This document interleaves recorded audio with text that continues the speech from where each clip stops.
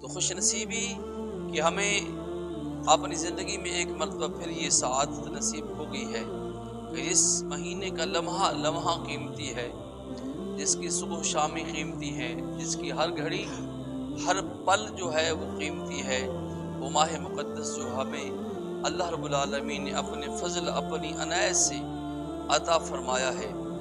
اب ماہ رمضان میں قرآن کا نزول ہوا، شب قدر بھی اسی ماہ رمضان میں آتی ہے، اور پہلا عشرہ رحمت، دوسرا عشرہ مغفرت، تیسرا عشرہ جہنم سے آزادی کا عشرہ، اس طرح سے 3 عشروں میں تقسیم فرمایا گیا۔ اب ماہ رمضان میں نازل ہونے والی مقدس لاریب کلام جو آج امت مسلمہ کے پاس بہت بڑا اللہ کا تحفہ دیا ہوا موجود ہے، اور یہ ہدایت کی راہ ہے۔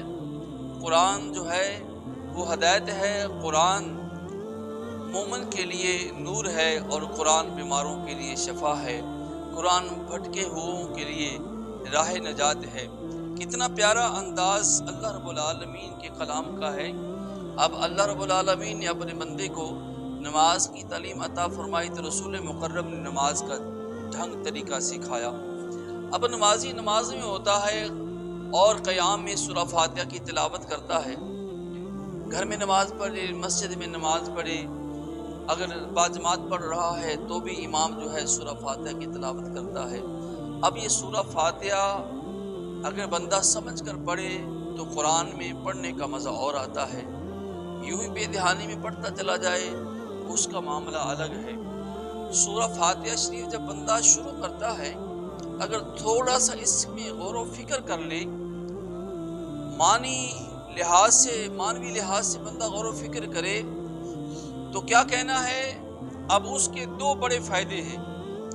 ایک تو یہ کہ جب ہم قرآن سمجھ کر پڑھیں گے تو ہمیں پتہ ہوگا کہ اللہ کیا کہہ رہا ہے، ہم اللہ سے کیا راز و نیاز کی باتیں کرتے ہیں۔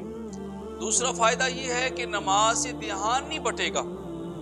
جب معنوی لحاظ سے غور و فکر ہو رہا ہوگا، بندے کو پتہ ہوگا کہ میں کیا کہہ رہا ہوں، رب نے کیا فرمایا ہے، کیا حکم دیا ہے، کون سی چیز عطا کی ہے، کس چیز سے مجھے روکا ہے۔